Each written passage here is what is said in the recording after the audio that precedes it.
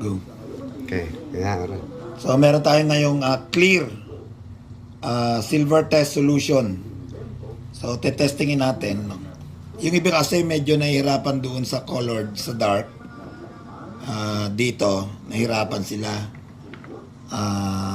Mabagal yung reaction. Unlike this one, na mas mabilis. Test natin. Silver po ito, silver. Yan. So, pag nilagyan natin yan, blue siya, lutang na lutang. Pag nilagyan natin ng silver solution. Yan. So, ito yung result, oh. Lutang na lutang. Ngayon, test din natin yung iba. Nickel, itong coins.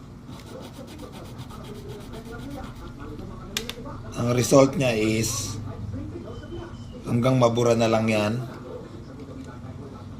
Then, copper.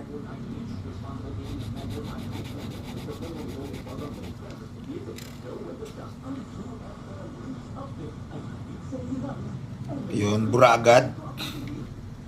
Stainless.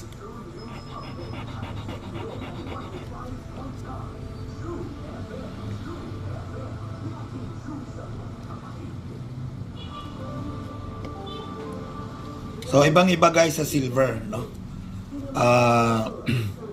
So, kapag ganito yung mga kulay na ginamitan nyo ng silver test solution, negative na kaagad siya sa silver. Kailangan maging blue kapag silver.